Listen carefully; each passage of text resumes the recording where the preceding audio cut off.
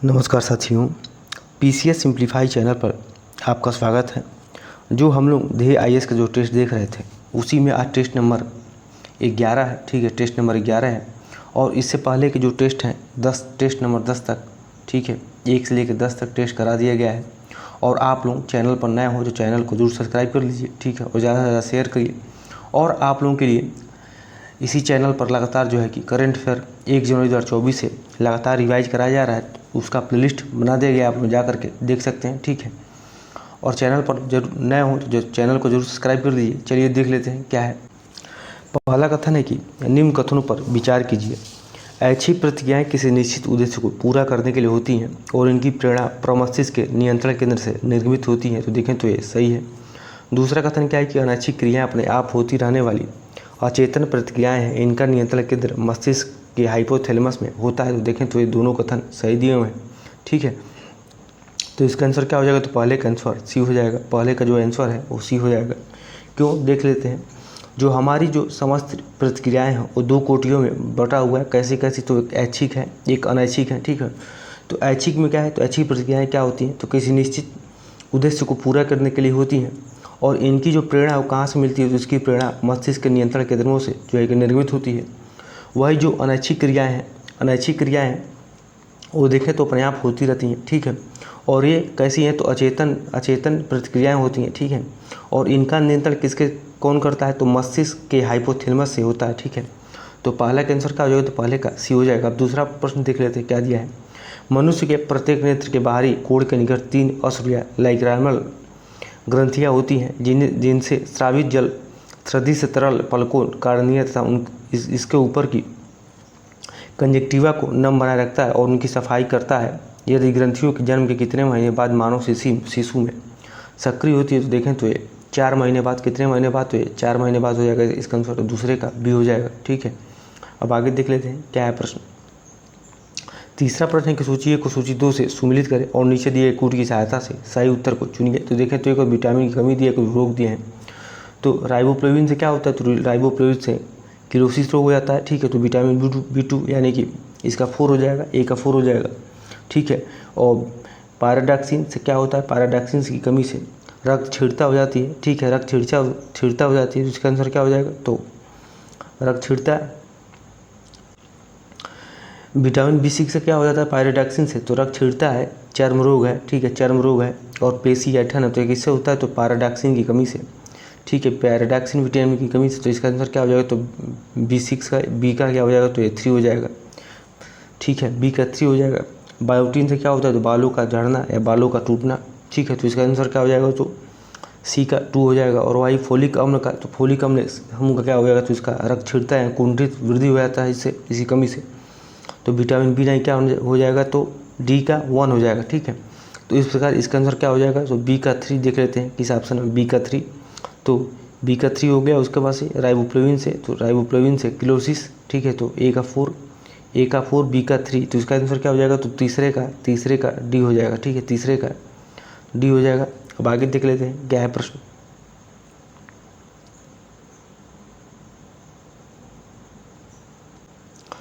चौथा प्रश्न क्या है कि प्रकाश संश्लेषण के संबंध में निम्न कथनों पर विचार कीजिए। प्रकाश संश्लेषण एक रासायनिक अपचयन प्रक्रिया है। इस क्रिया में जल के अणुओं का उपचयन तथा कार्बन डाइऑक्साइड के अणुओं का अपचयन होता है। तीसरा क्या है कि इस क्रिया में सूर्य के प्रकाश की विकिरण ऊर्जा कार्बोहाइड्रेट में संचित हो जाती है। देखें तो ये तीनों का सही दिए हो, तो इसका क्या हो जाएगा? चौथे का ए हो जाएगा, ठीक है। अब आगे देख लेते हैं क्या है पांचवा प्रश्न। सूची 1 को सूची 2 से सुमिलित करता नीचे दिए कूट की सहायता से सही उत्तर को चुनिए। तो एक और भूमिगत तने का प्रकार दिए उदाहरण दिए हैं। तो कंद का उदाहरण क्या है? तो आलू है, ठीक है। कंद का उदाहरण क्या है? तो आलू है, ठीक है। तो इसका क्या हो जाएगा आंसर? तो ए का 3 हो जाएगा, ठीक है।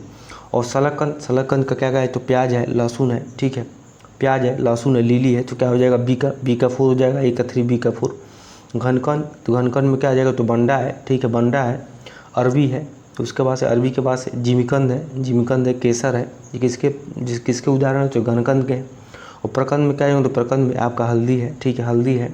अदरक है, कली है, फर्न है, ये सब क्या आ जाएंगे? तो ये सब प्रकंद में आ जाएंगे। तो इसका आंसर क्या हो जाएगा? तो ए का 3, बी का 4 देख लेते हैं किस में है। ए का 3, बी का 4। और घनकंद का क्या था? घनकंद का प्याज था, तो सी का क्या हो जाएगा? सलाकंद गया तो सलाकंद का प्याज था, बी का 4। और तो इसका आंसर क्या हो जाएगा, तो इसका देखो तो पाँचवें का बी हो जाएगा, ठीक है, पाँचवें का बी हो जाएगा। अब आगे देख लेते हैं क्या है। 6वां प्रश्न है कि निम्न कथनों पर विचार कीजिए। दूरी को प्रदर्शित करने के लिए दिशा और परिमाण दोनों की आवश्यकता होती है। तो देखें तो ये पहला जो कथन है ये गलत दिया हुआ है, क्योंकि दूरी को प्रदर्शित करने के लिए सिर्फ परिमाण की आवश्यकता होती है, न कि दिशा की, ठीक है। तो और दूरी क्या है, दूरी एक अधिक राशि है, तो ये सही दिया हुआ है, ठीक है। तो क्या हो जाएगा इसका आंसर, तो देखें तो केवल 2 इसमें सही है और पहला जो कथन है गलत दिया हुआ है। तो इसका आंसर क्या होगा, 6वें का बी हो जाएगा। अब आगे देख लेते हैं क्या है प्रश्न। 7वां प्रश्न है कि यदि किसी वस्तु का प्रारंभिक वेग समान हो तो उससे क्षैतिज से किस कोण पर फेंकने पर वह वस्तु अधिकतम दूरी तय करेगा। तो ए दिया 30 डिग्री, बी दिया 60 डिग्री, सी दिया 45 डिग्री, डी दिया 90 डिग्री। तो किस डिग्री पर, तो ये 45 डिग्री कोण पर फेंकने पर वह वस्तु क्या होगा, तो अधिकतम दूरी तय करेगा। तो इसका आंसर क्या है, 7वें का सी हो जाएगा। अब आगे देख लेते हैं क्या है प्रश्न। 8वां प्रश्न है कि नीचे 2 कथन दिए गए हैं जिनमें से एक को अभिकथन ए और दूसरे को कारण आर कहा गया है। क्या है अभिकथन ए, कि किसी अंतरिक्ष यान में यात्रा कर रहा व्यक्ति भारहीनता का अनुभव करता है, ठीक है। दूसरा कथन है कि कारण क्या है, कि यान की सतह द्वारा यात्री पर कोई प्रतिक्रिया बल नहीं लगा जाता है। तो देखें तो ये दोनों जो अभिकथन है वो कारण है, दोनों सही हैं, ठीक है, दोनों सही हैं। तो इसका आंसर क्या हो जाएगा, तो 8वें का ये हो जाएगा, ठीक है, 8वें का ये हो जाएगा। क्यों, थोड़ा सा देख लें हम लोग। तो देखें तो जो कोई भी मनुष्य है भार तभी अनुभव करता है जबकि वह जिस तल पर वह क्या हो, खड़ा हो और उस पर क्या हो, तो उस पर जो है कि प्रतिक्रिया बल लगाए। क्योंकि अंतरिक्ष यात्री का त्वरण जो है कि क्या होता है, तो पृथ्वी की परिक्रमा करने वाले अंतरिक्ष यान का त्वरण देखा है तो बराबर होता है, और यात्री का यान है के सापेक्ष जो है त्वरण क्या होता है, तो शून्य होता है। और इसलिए जो है कि यान की जो सतह है उसके द्वारा यात्री जो होता है पर कोई प्रतिक्रिया बल नहीं लगाया जाता है, और यान में जो यात्रा कर रहा व्यक्ति होता है तो भारहीनता का अनुभव महसूस करता है। तो इसका आंसर क्या हो जाएगा, तो 8वें का देखें तो इसका आंसर 8वें का ये हो जाएगा। और दोनों कथन अभिकथन और कारण दोनों सही हैं, तो 8वें का ये हो जाएगा। अब आगे देख लेते हैं क्या है प्रश्न। 9वां प्रश्न है कि निम्न कथनों पर विचार कीजिए। ब्रोमीन एक ऐसा आधात्विक तत्व है जो सामान्य ताप पर द्रव अवस्था में रहता है। तो देखें तो ये सही दिया है कथन। दूसरा कथन है कि लिथियम सबसे हल्की धातु है। तो देखें तो ये भी सही दिया हुआ है, ठीक है। तो इस प्रकार देखें तो दोनों कथन सही दिए होंगे। तो इसका आंसर क्या हो जाएगा, तो 9वें का सी हो जाएगा, 9वें का सी हो जाएगा। और थोड़ा सा हम लोग जान लेते हैं कि अधात्विक तत्व किसे कहते हैं।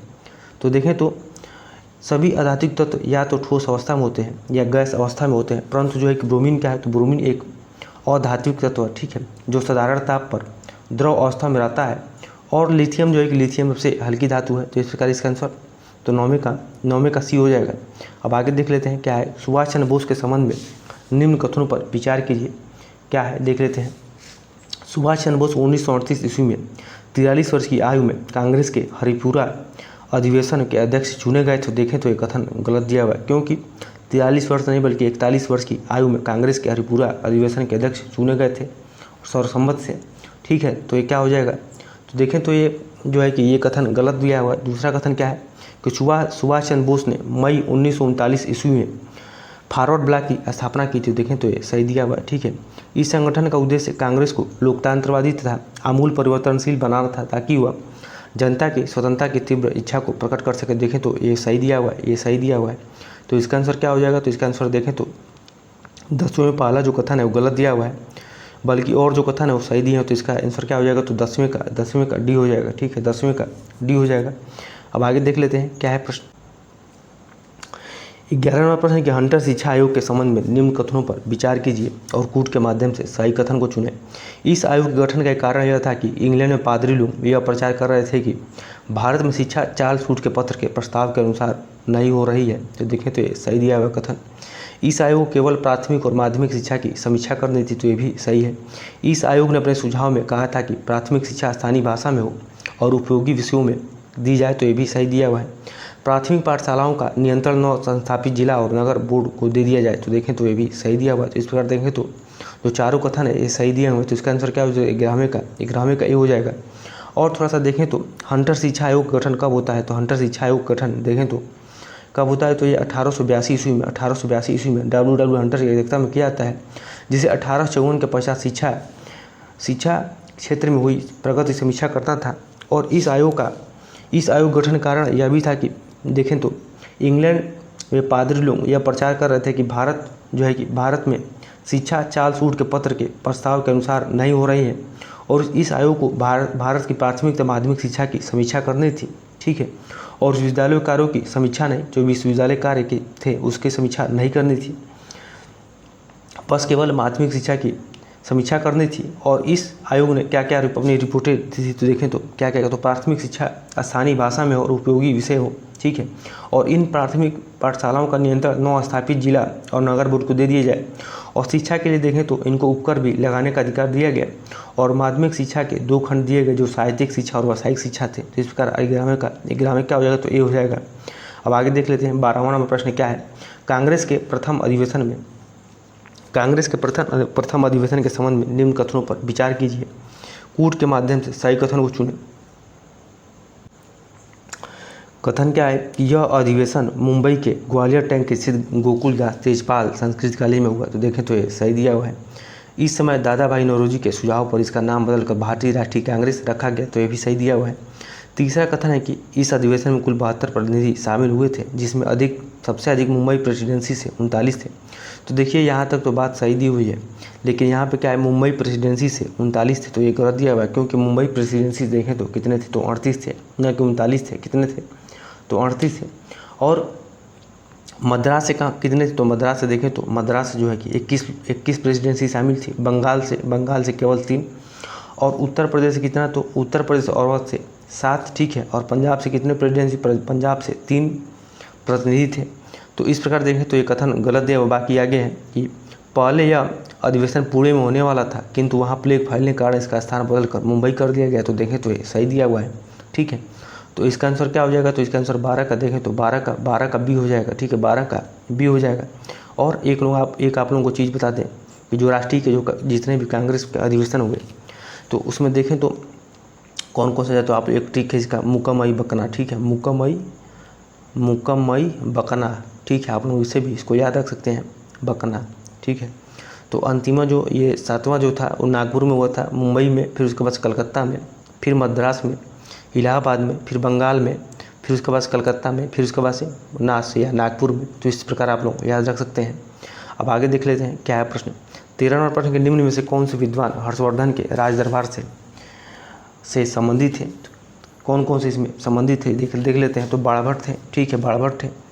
और उसके बाद से जयसेन भी थे, मयूर भी थे, हरिदत्त भी थे। 13 क्या हो जाएगा, 13 का आंसर ए हो जाएगा, ठीक है। 13 का आंसर क्या हो जाएगा, तो ए हो जाएगा। ये लोग किसके दरबार में थे, तो ये हर्षवर्धन के राज दरबार से ये संबंधित थे, चारों लोग, ठीक है। अब आगे देख लेते हैं क्या है प्रश्न। और थोड़ा सा देखें तो इसमें हर्ष जो है कि हर्षवर्धन ने ये क्या थे, तो एक स्वयं विद्वान थे। और देखें तो ये कौन कौन सी इनकी रचनाएं कौन कौन सी हैं, तो देखें तो नागानंद रत्नावली प्रियदर्शिका इन्हीं की रचना है। और बाणभट्ट जो है कि बाणभट्ट देखें तो कौन कौन सी रचनाएं की हैं और इनके दरबार में आते, तो बाणभट्ट जो है कि इनके रचनाएं हैं कौन कौन सी, तो कादम्बरी है, ठीक है, कादम्बरी नामक पुस्तक है। और ये हर्षचरित थी, ठीक है। और वही मयूर देखें तो मयूर शर्मन जो है कि इनको मयूर जो 60 नाम दिया हुआ है, तो मयूर देखें कौन कौन से पुस्तक लिखे हैं, तो मयूर शतक है, ठीक है, सूर शतक है इनकी रचना है। और हरिदत्त और जयसेन भी इनके दरबार में रहते थे, ठीक है। और हर्ष को कालिदास और भास को क्या कहते, भास को समान विद्वान बताया गया था इसमें, ठीक है। अब आगे देख लेते हैं क्या है प्रश्न। 14 नंबर प्रश्न की नीचे 2 कथन दिए गए, जिनमें से एक को अभिकथन है और दूसरे को आर कहा गया है। कैबिनेट मिशन ने अभिकथन है कि कैबिनेट मिशन ने संविधान सभा के गठन के संबंध में वयस्क मताधिकार पर आधारित निर्वाचन से इनकार कर दिया। देखें तो सही दिया हुआ है।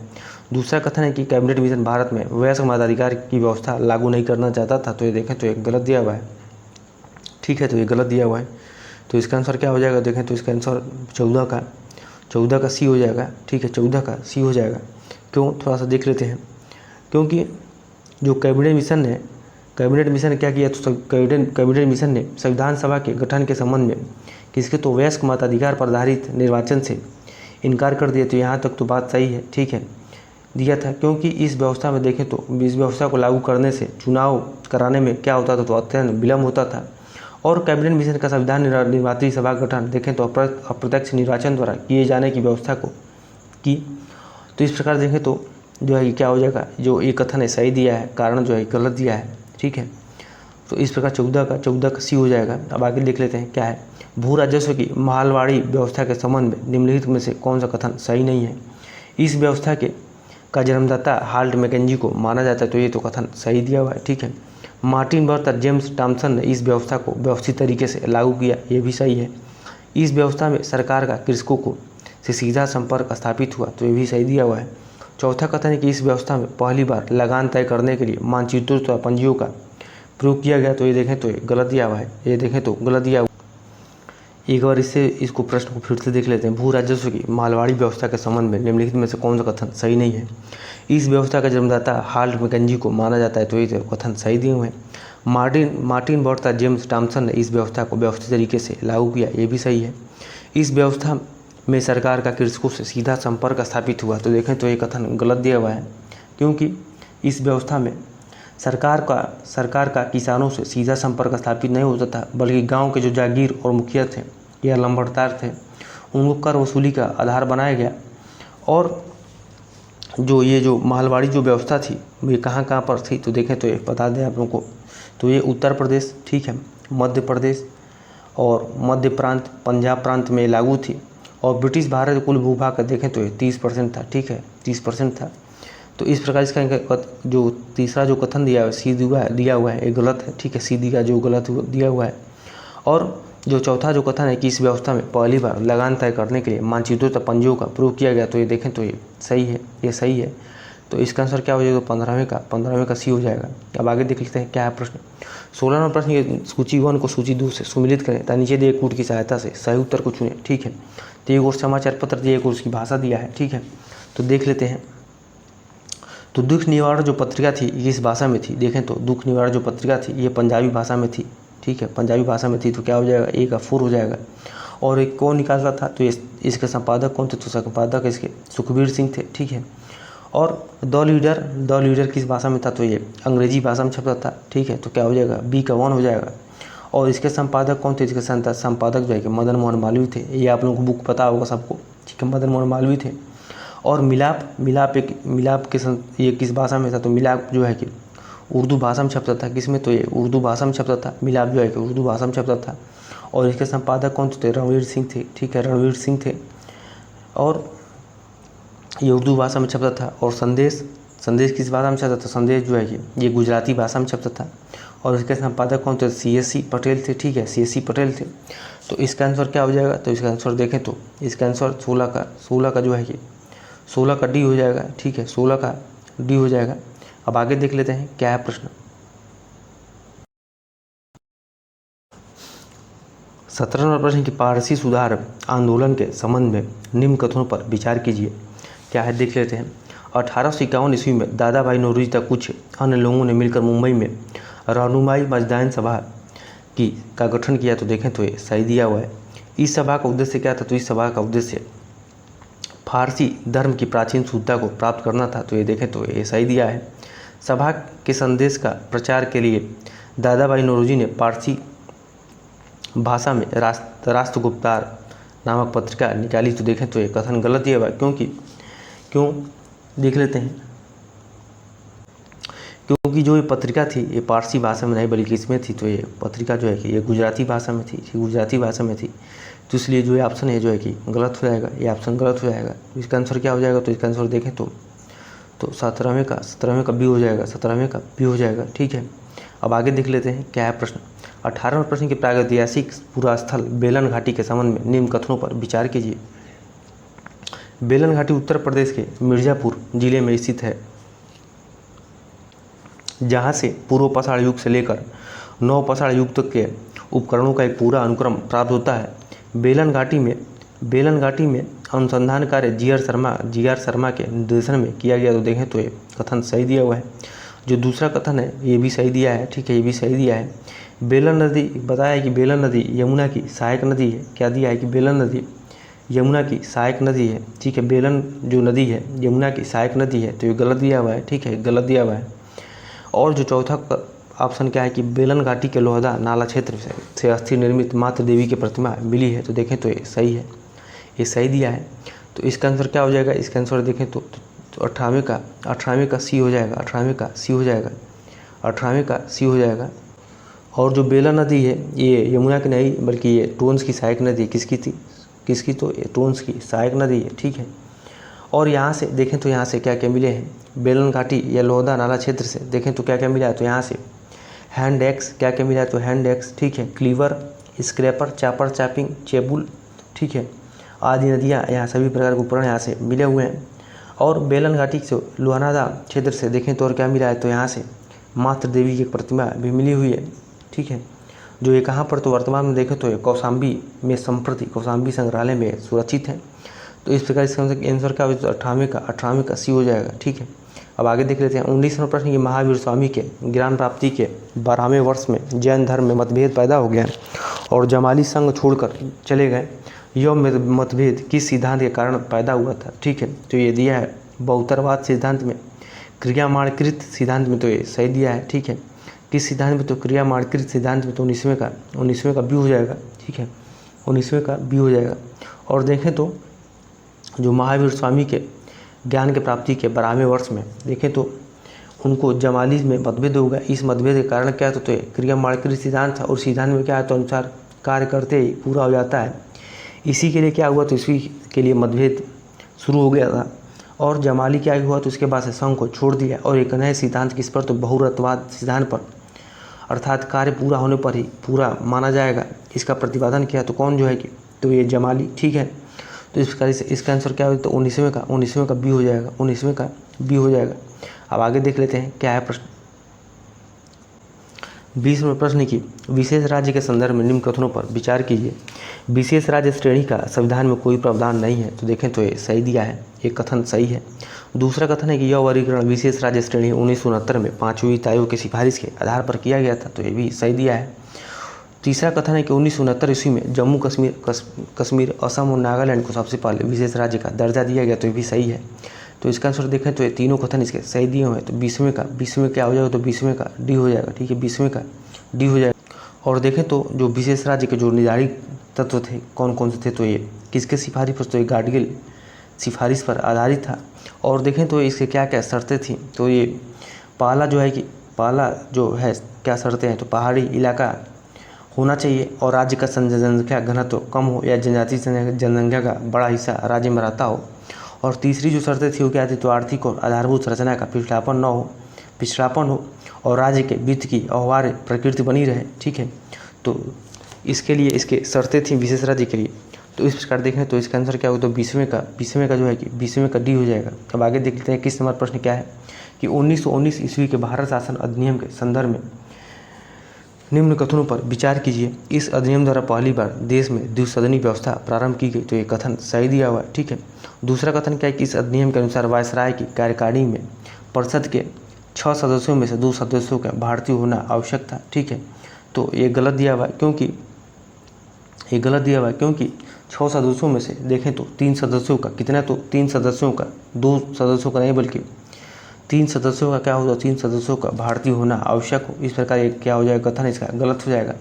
और देखें तो इस अधिनियम के द्वारा तो इस प्रकार ये कथन जो है कि गलत हो जाएगा और जो पहला कथन है सही है। तो 21 का क्या हो जाएगा, 21 का ए हो जाएगा, ठीक है, 21 का ए हो जाएगा। और इसके बारे में थोड़ा सा देखें तो 1919 के भारत शासन अधिनियम के बारे में, तो इस अधिनियम के द्वारा पहली बार देश में द्विसदनी व्यवस्था और प्रत्यक्ष निर्वाचन की व्यवस्था प्रारंभ की गई। और इसके अनुसार वायसराय की कार्यकारिणी परिषद के 6 सदस्यों में से जो कमांडर इन चीफ को छोड़कर 3 सदस्यों का भारतीय होना आवश्यक था। और इसी कानून के द्वारा जो है कि इसी कानून के द्वारा लंदन में, ठीक है, भारत के उच्चायुक्त कार्यकाल का सृजन किया गया। और अब तक भारत सचिव द्वारा किए जा रहा है जो कुछ कार्यों को उच्चायुक्त को हस्तांतरित कर दिया गया। और इस अधिनियम में प्रशासन के सभी विषयों को 2 श्रेणियों में बांटा गया। किस में, तो केंद्रीय विषय के और प्रांतीय विषयों में वर्गीकृत किया गया। और इसमें जो प्रांतीय विषयों को पुनः 2 भागों में व्यक्त किया, एक हस्तांतरित और एक देखें तो आरक्षित। और हस्तांतरित विषयों पर गवर्नर का शासन, किसमें, तो हस्तांतरित विषयों पर गवर्नर का शासन होता था। और इस कार्यों में उन मंत्रियों को सहायता लेता जो विधान परिषद के प्रति क्या हो, तो उत्तरदायी हो। और दूसरी जो आरक्षित विषय थे, जो आरक्षित विषय था उसमें देखें तो गवर्नर कार्यपालिका की परिषद की सहायता से शासन करता था। और विधान परिषद के क्या होता, तो ये विधान परिषद के उत्तरदायी नहीं होता था, ठीक है, विधान परिषद के उत्तरदायी है नहीं होता था। तो इस प्रकार इसका आंसर क्या हो जाएगा, 21 का बी हो जाएगा, ठीक है, 21 का बी हो जाएगा, ठीक है, सॉरी 21 का ए हो जाएगा, क्योंकि इसमें तो 2 ही सदस्यों को देखना था, ठीक है, 3 सदस्यों को। तो इस प्रकार ये जो है कथन है गलत हो जाएगा। तो इसका आंसर क्या हो जाएगा, तो इसका आंसर ए हो जाएगा। तो 21 का ए हो जाएगा, ठीक है। अब आगे देख लेते हैं क्या है प्रश्न। महान्यायावधि के संबंध में निम्न कथनों पर विचार कीजिए, क्या है देख लेते हैं। राष्ट्रपति उच्च न्यायालय का न्यायाधीश नियुक्त होने के लिए अहित किसी व्यक्ति को भारत का महान्यायावधि नियुक्त करेगा, ठीक है। तो देखें तो ये गलत है, ठीक है, गलत दिया हुआ है, क्योंकि आर्टिकल 76 के अनुसार राष्ट्रपति उच्चतम न्यायालय का न्यायाधीश नियुक्त करने के लिए अहित किसी व्यक्ति को भारत का महान्यायावधि नियुक्त करेगा, न कि उच्च न्यायालय का जो न्यायाधीश है। ये गलत दिया हुआ है, ठीक है। तो इस प्रकार पहला जो कथन है गलत हो जाएगा। दूसरा कथन है कि महान्यायवादी को अपने कर्तव्य के पालन में भारत के राज्य क्षेत्र में सभी न्यायालयों में सुनवाई का अधिकार है। तो ये सही दिया है, ठीक है, ये सही दिया हुआ है। तीसरा कथन है कि महान्यायवादी राष्ट्रपति के प्रसाद पर्यंत पद धारण करता है। तो ये सही है, ये सही है। महान्यायवादी ऐसा प्राथमिक प्राप्त करेगा जो संसद अवधारित करे। तो ये देखें तो ये गलत दिया है, क्योंकि महान्यायवादी जो है कि राष्ट्रपति के प्रसाद पर्यंत पद धारण करेगा और ऐसा पारिश्रमिक प्राप्त करेगा जो राष्ट्रपति अवधारित करे, ठीक है, तो न कि संसद अवधारित करेगा। तो इस प्रकार ये गलत हो जाएगा। तो इसका आंसर क्या हो जाएगा, देखें तो इसका आंसर तो 22 का डी हो जाएगा, ठीक है, 22 का डी हो जाएगा। अब आगे देख लेते हैं क्या है प्रश्न। 23 नंबर प्रश्न की स्वतंत्र भारत के प्रथम मंत्रिमंडल के संबंध में कौन सा कथन सही सुमिलित नहीं है। एक सदस्य को उदाहरित विभाग दिए हैं। तो जान मथाई के पास रेलवे और परिवहन विभाग था, तो ये सही है। जगजीवन राम का श्रम मंत्री थे, तो ये सही दिया है। रफ़ी अहमद की दवाई, तो इनके पास वाणिज्य नहीं बल्कि क्या, तो इनके पास जो है कि ये संचार विभाग के मंत्री थे। तो ये गलत दिया हुआ है, ठीक है। और राजकुमारी अमृत कौर, तो इनके पास स्वास्थ्य विभाग था। और वाणिज्य विभाग किसके पास था, तो वाणिज्य विभाग जो है कि CH बाबा के पास था, ठीक है, CH बाबा के पास था। और जान मथाई इनके पास तो रेलवे परिवहन हम लोग देख ही लिए। और जगजीवन राम, तो जगजीवन राम जो है इनके पास श्रम मंत्री था, ये भी देख लिए, ठीक है। और जबकि अंतरिम मंत्रिमंडल में देखें तो जो अंतरिम मंत्रिमंडल था उसमें आसफ अली क्या था, तो आसफ अली जो है कि रेलवे और परिवहन विभाग के मंत्री थे। जबकि C राजगोपालाचारी क्या, तो C राजगोपाल जी जो है कि शिक्षा और कला मंत्री थे। तो इस प्रकार 23वें क्या हो जाएगा, 23वें का C हो जाएगा, ठीक है, 23वें का C हो जाएगा। अब आगे देख लेते हैं क्या है प्रश्न। 24वां प्रश्न, उच्चतम न्यायालय ने किस वाद में निर्णय दिया कि अनुच्छेद 356 से संबंधित घोषणा का न्यायिक पुनर्वलोकन किया जा सके। तो ये दिया मोहनी जैन केस 1992, बी दिया है प्रकाश सिंह केस 2006, सी दिया SR बुम्बई केस 1994 और डी दिया उन्नी कृष्णन केस 1993। तो देखें किस वाद ने कहा कि निर्णय दिया कि अनुच्छेद 356 संबंधित घोषणा का न्यायिक पुनर्वलोकन किया सके। तो SR बुम्बई केस 1994 में। तो इसका क्या हो जाएगा, 24 का सी हो जाएगा, ठीक है। और ये क्या निर्णय दिया था कि अनुच्छेद 356 से संबंधित घोषणा का न्यायिक पुनर्वलोकन किया जा सकता है और घोषणा के साथ ही राज्य विधानसभा ये भंग नहीं की जा सकती है, ठीक है। तो इसका आंसर क्या हो जाएगा, तो 24 का सी हो जाएगा। अब आगे देख लेते हैं क्या है। 25वां प्रश्न, 91वें संविधान संशोधन के द्वारा किए गए प्रावधानों का संबंध में विचार कीजिए, ठीक है। तो केंद्रीय मंत्रिपरिषद में प्रधानमंत्री समेत मंत्रियों की अधिकतम सदस्य संख्या लोकसभा की कुल सदस्य संख्या के 15% से अधिक नहीं होगी। तो ये सही है, ठीक है। दूसरा कथन है कि संसद के किसी भी सदन का सदस्य यदि दल बदल के आधार पर सदस्यता निरहक करार दिया जाता है तो ऐसा सदस्य मंत्री होने पर मंत्री पद के लिए निरहक होगा। तो देखें तो ये भी सही है। 10वीं सूची में वर्णित उपबंध जिसके अनुसार यदि किसी दल के 1/3 सदस्य दल बदल करते हैं तो उन्हें अयोग्य घोषित नहीं किया जा सकता है, पूर्ववत बना रहेगा। तो देखें तो ये गलत दिया हुआ है, ठीक है, गलत दिया हुआ है। तो इसका आंसर क्या हो जाएगा, देखें तो इसका आंसर क्या हो जाएगा, तो 25वें का बी हो जाएगा, ठीक है, 25वें का बी हो जाएगा। अब आगे देख लेते हैं क्या है प्रश्न। 26वां प्रश्न की एमनेस्टी इंटरनेशनल के संबंध में निम्न कथनों पर विचार कीजिए, क्या है देख लेते हैं। एमनेस्टी इंटरनेशनल की स्थापना 1961 ईस्वी में की गई, जिसका मुख्यालय लंदन में स्थित है। तो ये सही दिया है, ठीक है, ये पहला जो कथन है ये सही है। दूसरा कथन है कि यह महिला अधिकारों के संरक्षण से संबंधित एक विश्वव्यापी गैर सरकारी संगठन है। तो ये गलत दिया हुआ है, क्योंकि देखें तो एमनेस्टी इंटरनेशनल एक विश्वव्यापी और गैर सरकारी संगठन है, ठीक है, गैर सरकारी संगठन है जो मानवाधिकारों के संरक्षण से संबंधित है। तो इस प्रकार क्या हो जाएगा, गलत हो जाएगा, ठीक है। तो इसका आंसर क्या हो जाएगा, तो इसका आंसर देखें तो 26वें का ए हो जाएगा, ठीक है, 26वें का ए हो जाएगा। अब आगे देख लेते हैं क्या है प्रश्न। 27वां प्रश्न कि राष्ट्रीय अनुसूचित जाति आयोग के संबंध में निम्नलिखित में से कौन सा कथन सही नहीं है। तो इसमें कौन सा कथन सही नहीं है देखना है। तो 89वें संविधान संशोधन अधिनियम के द्वारा राष्ट्रीय अनुसूचित जातियों जनजाति आयोग को 2 भागों में विभाजित कर राष्ट्रीय अनुसूचित जाति आयोग और राष्ट्रीय अनुसूचित जनजाति आयोग का गठन किया गया। तो देखें तो ये सही दिया है, ये कथन सही है। दूसरा कथन है कि राष्ट्रीय अनुसूचित जाति आयोग के अध्यक्ष सहित कुल सदस्य 7 होते हैं। तो ये देखें तो गलत दिया हुआ है, क्योंकि कुल सदस्य संख्या सहित कुल कितने होते हैं, तो ये 5 होते हैं, ठीक है, न कि 7 होते हैं। तो इस प्रकार क्या हो जाएगा, ये गलत हो जाएगा। आगे क्या है कि उनकी सेवा शर्तें और कार्यकाल राष्ट्रपति द्वारा निर्धारित की जाती हैं। तो ये सही दिया है। यह आयोग अपनी रिपोर्ट राष्ट्रपति को सौंपता है। तो ये भी सही दिया हो। तो इस प्रकार इसका आंसर क्या हो जाएगा, तो 27वें का ठीक है, 27वें का बी हो जाएगा, ठीक है, 27वें का बी हो जाएगा। और थोड़ा सा इसके बारे में देख लें हम लोग। तो देखें तो राष्ट्रीय अनुसूचित जाति आयोग को 89वें संविधान संशोधन 2023 के द्वारा 2 भागों में विभाजित कर दिया गया है, ठीक है। कर राष्ट्रीय अनुसूचित जाति आयोग किसमें तो आर्टिकल 338 के अंतर्गत और एवं राष्ट्रीय अनुसूचित जाति आयोग 338 को 338 क में, ठीक है, 338 में और 338 क में विभाजित कर दिया गया, गठन किया गया। और देखें तो राष्ट्रीय अनुसूचित जाति आयोग के कौन, तो राष्ट्रीय अनुसूचित जनजाति जाति आयोग के 1 अध्यक्ष, कितने, तो 1 अध्यक्ष, 1 उपाध्यक्ष और 3 सदस्य होते हैं, ठीक है, 3 सदस्य होते हैं। तो कुल टोटल कितने हो गए, तो 5 हो गए। और वे राष्ट्रपति द्वारा आदेश और मुहर लगे आदेश द्वारा नियुक्त किए जाते हैं। और उनकी सेवा शर्तें देखें तो कार्यकाल जो है कि राष्ट्रपति के द्वारा निर्धारित की जाती है। और आयोग जो है कि अपनी वार्षिक रिपोर्ट किसको प्रस्तुत करती है, तो ये राष्ट्रपति को, ठीक है, राष्ट्रपति को प्रस्तुत करती है। और राष्ट्रपति इस रिपोर्ट को संबंधित राज्यों के राज्यपाल को भी भेजता है, जो उसे राज्य विधानमंडल के समक्ष रखवाता है। तो इस प्रकार क्या हो जाएगा, 27वें का आंसर क्या हो जाएगा, तो 27वें का जो है बी है, गलत दिया हुआ था, ठीक है, ये गलत दिया हुआ, तो इसका आंसर क्या हो जाएगा, 27वें का बी हो जाएगा। अब आगे देख लेते हैं क्या है प्रश्न। 28वां प्रश्न कि राष्ट्रीय आपदा प्रबंधन प्राधिकरण के संबंध में निम्न कथनों पर विचार कीजिए। राष्ट्रीय आपदा प्रबंधन प्राधिकरण में अधिकतम 9 सदस्य अध्यक्ष को छोड़कर होते हैं। तो देखें तो ये सही दिया है, ठीक है, सही दिया है। प्रधानमंत्री इसके पदेन अध्यक्ष होते हैं। तो ये भी सही दिया हुआ है, ठीक है, ये भी जो देखें तो ये भी सही दिया है कि प्रधानमंत्री इसके पदेन अध्यक्ष होते हैं, ये सही है। तीसरा कथन है कि इसके सदस्यों की नियुक्ति राष्ट्रपति द्वारा की जाती है। देखें तो ये गलत दिया है, ठीक है, ये गलत दिया हुआ है, क्यों। और जो इसके सदस्य जो होते हैं राष्ट्रपति के द्वारा नहीं बल्कि प्रधानमंत्री के द्वारा नामित किए जाते हैं। और जो इसके अध्यक्ष रहते हैं उसके द्वारा नामित होते हैं, ठीक है। तो राष्ट्रपति के द्वारा नहीं, तो इस प्रकार ये गलत हो जाएगा। और चौथा जो इस प्राधिकरण के उपाध्यक्ष का दर्जा एक कैबिनेट मंत्री का समकक्ष होता है। तो ये सही दिया है, ठीक है। तो इस प्रकार इसका आंसर क्या हो जाएगा, तो इसका आंसर देखें तो 1 2 4 हो जाएगा। तो 28वें का सी हो जाएगा, 28वें का सी हो जाएगा। अब आगे देख लेते हैं। और आपदा प्रबंधन प्राधिकरण कब आता है, तो 2005 में। कब आया था, तो ये 2005 में, ठीक है, आप लोग भी ध्यान रखिएगा, 2005 में आया था, ठीक है। अब आगे देख लेते हैं क्या है प्रश्न। 29वें प्रश्न के नीचे 2 कथन दिए गए हैं, जिनमें से एक अभिकथन है और दूसरे को कारण आर कहा गया है, क्या है, देख लेते हैं प्रश्न। तो अभिकथन ए है कि जीवमंडल एक खुला या विवृत तंत्र का उदाहरण है, ठीक है, जीवमंडल एक श्रृंखला या विवृत तंत्र का उदाहरण है, ठीक है। तो ये सही दिया है, ये सही है।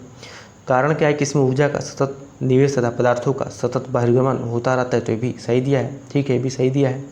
तो इसका आंसर क्या हो जाएगा, तो 29वें का ए हो जाएगा, 29वें का ए हो जाएगा। अब आगे देख लेते हैं क्या है प्रश्न।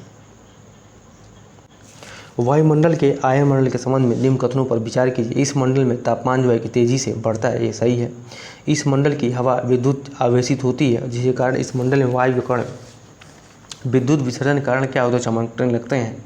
तो ये सही है। तीसरा कथन है कि इस मंडल की डी परत मध्य और उच्च आवृत्ति की तरंगों को अवशोषित कर लेती है तथा लघु आवृत्ति की तरंगों को परावर्तित कर देती है। तो देखें तो ये भी सही दिया है। तो इस प्रकार इसका आंसर देखें तो ये तीनों कथन सही दिए। तो इसका आंसर क्या हो जाएगा, 30 का डी हो जाएगा, ठीक है, 30 का डी हो जाएगा। अब आगे देख लेते हैं क्या है प्रश्न। नीचे 2 कथन दिए गए हैं, जिनमें से एक अभिकथन ए और दूसरे को कारण आर कहा गया है। अभिकथन है कि विषुवती निम्नदाब पेटी में धरातली क्षैतिज पवन नहीं चलती, केवल ऊर्ध्वाधर वायु धाराएं ही पाई जाती हैं। तो ये देखें तो ये सही दिया है, ये कथन सही है। दूसरा कथन क्या है कि कारण क्या है कि तापमान अधिक होने के कारण इस कटिबंध में आने वाली पवन इसकी सीमाओं के समीप पहुँचे गर्म होकर उठने लगती हैं। तो ये देखें तो ये भी सही दिया है। इस प्रकार इसका आंसर क्या हो जाएगा, तो इसका आंसर देखें तो 31वें का ए हो जाएगा, ठीक है, 31वें का ए हो जाएगा, क्योंकि कथन और कारण दोनों सही हैं और उसकी व्याख्या भी कर रहा है। तो ठीक है, ये क्या हो जाएगा, ये दोनों कथन सही दिए हुए। तो उसके बारे में थोड़ा सा हम लोग देखें तो जो विषुवती जो निम्न दाब पेटी होती है वो विषुवत रेखा के दोनों ओर देखें तो 5 डिग्री अक्षांशों पर, कहाँ पर, तो 5 डिग्री अक्षांशों पर ही तक मिलती हैं। और विषुवत रेखा पर जो है कि वर्ष भर क्या होता है, सूर्य किरणें जो है कि लंबवत पड़ती हैं, जिसके कारण क्या होता है, वर्ष भर तापमान ऊंचा रहता है। और इस क्षेत्र में देखें तो समांतर जो धरातली क्षैतिज पर्वत नहीं चलती हैं, पवन जो है कि नहीं चलती हैं। और देखें तो इस कटिबंध में आने वाली जो पवन है इसकी सीमाओं के समीप पहुँचते ही गर्म होकर ऊपर को उठने लगते हैं। इस प्रकार इस कटिबंध में केवल ऊर्ध्वाधर वायु धाराएं ही पाई जाती हैं। तो इस प्रकार क्या हो जाएगा, तो 31वें का ए हो जाएगा। अब आगे देख लेते हैं क्या है प्रश्न। 32वां प्रश्न है कि निम्नलिखित में से कौन से कारक सागरी लवणता को नियंत्रित या प्रभावित करते हैं। ठीक है, तो तापमान है, देखें तो तापमान है, वर्षा है, ठीक है, नदियों का जल है, पवन है। देखें तो ये चारों कथन सही दिए हुए हैं। तो 32 से क्या हो जाएगा, तो 32 का डी हो जाएगा, 32 का डी हो जाएगा। अब आगे देख लेते हैं क्या है प्रश्न। और देखें तो लवणता कहाँ पर अधिक पाई जाती है, तो तापमान अधिक होने के कारण जो वाष्पीकरण की क्रिया तीव्र गति से होती है, अतः इन क्षेत्रों में अधिक लवणता पाई जाती है। और जिन क्षेत्रों में देखें तो वर्षा अधिक होती है वहाँ लवणता कम पाई जाती है। जैसे विषुवतरेखी क्षेत्र है में उच्च तापमान के बावजूद क्या होता है, तो अधिक वर्षा होने के कारण भी अधिक लवणता वहाँ पे नहीं पाई जाती है। तो 32 क्या हो जाएगा, तो 32 का डी हो जाएगा। 33वां प्रश्न है कनाडा में स्थित निम्नलिखित झीलों को उत्तर से दक्षिण में क्रम में व्यवस्थित करें। ठीक है, तो सबसे पहले देखें तो जो कनाडा में स्थित जो झील है, तो देखें तो उत्तर से दक्षिण क्रम में, तो अमेरिका की ये सब झीलें हैं, उत्तर अमेरिका की। तो देखें तो ये सबसे पहले कौन सी झील आएगी, तो ग्रेट बियर है। ठीक है, सबसे पहले कौन सी आएगी, तो ग्रेट बियर है। ठीक है, ग्रेट बियर के बाद से बृहद झील है, फिर बृहद झील है, उसके बाद से देखें तो उसके बाद से अथवास्का झील है। कौन सा, तो अथवास्का झील है। उसके बाद से कौन सा झील है, तो ये विनिपेग झील है। ठीक है, विनिपेग झील है। तो इसका आंसर क्या हो जाएगा, सबसे पहले ग्रेट बियर झील, उसके बाद से बृहद स्लेव झील, तो 4-2। उसके बाद से देखें तो अथवास्का झील 4-2-1 देख लेते हैं इसमें क्या दिया है, 4-2-1 किस में है, तो ये बी में दिया है। तो इसका आंसर क्या हो जाएगा, 33वें का बी हो जाएगा, 33वें का बी हो जाएगा। ठीक है, और एक बार तो इस फिर से एक बार देख लें उत्तर से दक्षिण में क्रम में। तो सबसे पहले कौन सा झील आएगा, तो ग्रेट बियर झील। ठीक है, ग्रेट बियर, उसके बाद से बृहद स्लेव झील, उसके बाद अथवास्का झील, उसके बाद से कौन सा झील आएगा, विनिपेग झील। ठीक है, लास्ट में, सबसे लास्ट में तो विनिपेग झील आएगा। तो इस प्रकार इसका आंसर क्या हो जाएगा, 33वें का बी हो जाएगा, 33वें का बी हो जाएगा। ठीक है, 33वें का बी हो जाएगा। अब आगे देख लेते हैं क्या है प्रश्न। अकबर के समय फतेहपुर सीकरी में बने पंचमहल के संबंध में निम्न कथनों पर विचार कीजिए। ठीक है, क्या है, इस 5 मंजिला इमारत का आकार पिरामिड जैसा है। ठीक है, तो ये सही दिया है, ये सही है। इसका निर्माण योजना मिस्र की पिरामिड से प्रभावित है, तो ये गलत दिया हुआ है। ठीक है, गलत दिया हुआ है। और देखें तो इस निर्माण योजना में मिस्र के नहीं बल्कि जो नालंदा में बने हुए जो बहुमंजिला है बौद्ध विहारों हैं उनसे प्रेरणा ली गई है, इस पर आधारित है। और इसका एक आकार जो है कि पिरामिड जैसा है। तो इसका आंसर क्या हो, तो ये गलत दिया हुआ है। जो 34 का जो दूसरा कथन है गलत दिया है, जो पहला कथन है सही है। तो 34 क्या हो जाएगा, 34 का ए हो जाएगा। ठीक है, 34 का ए हो जाएगा। अब आगे देख लेते हैं क्या है प्रश्न। 35वें प्रश्न के मुगल काल में जिला सरकार प्रशासन में नियुक्त अधिकारी और उनके कार्यों को संबंध में निम्नलिखित में से कौन सा सही सुमेलित नहीं है। तो अमल गुजार, ये क्या होता है, तो अमल गुजार जो है कि अमल गुजार जिले का वित्त अधिकारी होते थे, तो ये सही दिया है। वित्तीय कची क्या होता है, तो भूमि और लगान संबंधी सभी कागजात तैयार करते थे, तो ये भी सही दिया है। ठीक है, और सिकदार क्या होता है, जिले का प्रमुख अधिकारी जो शांति और व्यवस्था बनाए रखता था, तो ये देखें तो ये गलत दिया है। क्योंकि जो सिकदार होते थे, सिकदार जो है कि सरकार का नहीं बल्कि परगना होता था उसके प्रशासन का ये मुख्य अधिकारी होता था, जिसके प्रमुख उत्तरदायित्व जो है कि परगने में शांति व्यवस्था बनाए रखना था। और जबकि सरकार जो है कि जिलों का प्रमुख अधिकारी कौन होता, तो ये फौजदार होता था। ठीक है, फौजदार होता था। और इसकी शांति व्यवस्था बनाए रखने का कार्य होता था। ठीक है, तो इस प्रकार क्या हो जाएगा, गलत हो जाएगा। और जो कथन है देख लेते हैं क्या है, खजानदार तो सरकारी खजाने की सुरक्षा करना, तो ये सही दिया है। तो इस प्रकार कौन सा इसमें कथन सही नहीं है, तो देखें तो 35वें क्या हो जाएगा, तो 35वें का सी हो जाएगा। ये कथन सही नहीं दिया है। ठीक है, ये सी हो जाएगा इसका। अब आगे देख लेते हैं क्या है प्रश्न। भारत की मानक समय रेखा और कर्क रेखा किस राज्य में एक दूसरे से मिलकर काटती हैं। ठीक है, एक दूसरे से मिलकर काटती हैं, तो ये कहाँ से काटती हैं, तो ए दिया है मध्य प्रदेश में, बी दिया छत्तीसगढ़ में, सी दिया झारखंड में और डी दिया उत्तर प्रदेश में। देखें तो ये कहाँ से काटती हैं, तो छत्तीसगढ़ से। ठीक है, तो 36वें क्या हो जाएगा, 36वें का बी हो जाएगा। और जो भारत की मानक समय रेखा हो 82.5 डिग्री पूर्वी देशांतर कर्क रेखा को छत्तीसगढ़ राज्य का जो सूरजपुर नामक स्थान से पर काटती है, तो इसका क्या हो जाएगा, 36वें का बी हो जाएगा। अब आगे देख लेते हैं क्या है प्रश्न। 37वां प्रश्न है कि नीचे दो कथन दिए गए जिनमें से एक को कथन ए और दूसरे को कारण आर कहा गया है। लगभग समान अक्षांशीय तथा देशांतर विस्तार होने पर भारत के उत्तर दक्षिण लंबाई तथा पूर्व पश्चिम चौड़ाई में विषमता पाई जाती है। देखें तो सही दिया है। भूमध्य रेखा से उत्तर तथा दक्षिण जाने पर दो देशांतरों के बीच कोणीय दूरी को 1 डिग्री रहता है, किंतु उनके मध्य की वास्तविक दूरी कम हो जाती है। तो देखें तो ये भी सही दिया है। तो इस प्रकार इसका आंसर क्या हो जाएगा? 37वें का ए हो जाएगा। ठीक है, 37वें का ए हो जाएगा। और थोड़ा सा देखें तो जो भारत का मुख्य भूमि का विस्तार है, अक्षांशीय विस्तार है, वो 8 डिग्री 4 अंश उत्तरी से 37 डिग्री 6 अंश उत्तरी अक्षांश तक है। और देखें तो जो 29 डिग्री 2 अंश अक्षांशों के बीच है। और दो देशांतरी विस्तार देखें तो 68 डिग्री 7 अंश पूर्वी से 97 डिग्री पूर्वी देशांतर, और वही 29 डिग्री 78 देशांतर है। ठीक है, 29 डिग्री 18 अंश देशांतर है। और इस प्रकार भारत के उत्तर दक्षिण तथा पश्चिम पूरब लंबाई देखें तो भारत को उत्तर दक्षिण तथा पश्चिम पूरब की लंबाई क्या होती है? समान होनी चाहिए, किंतु ऐसा नहीं है, क्योंकि जो उत्तर दक्षिण की लंबाई है, उत्तर से दक्षिण की लंबाई कितना है? तो 3214 किलोमीटर है। और वही जो पूरा पश्चिम की लंबाई कितना है? तो 3333 किलोमीटर। इसका कारण क्या है? तो इसका कारण जो है कि भूमध्य रेखा से उत्तर तथा दक्षिण जाने पर दो देशांतर बीच की कोणीय दूरी देखें तो 1 डिग्री रहती है, किंतु उनके मध्य को वास्तविक दूरी कम हो जाती है, क्योंकि देशांतर रेखाएं क्रमशः पास पास आती जाती रहती हैं। ठीक है, तो इसका आंसर क्या हो जाएगा? तो इसका आंसर 37वें का ही हो जाएगा। अब आगे देख लेते हैं क्या है। 38वां प्रश्न की जलोढ़ मिट्टी के संबंध में निम्न कथनों पर विचार कीजिए। क्या है देख लेते हैं। यह मिट्टी देश के लगभग 43.4% भू क्षेत्र पर पाई जाती है। तो देखें तो सही है, ये सही दिया है। ठीक है, ये सही दिया है।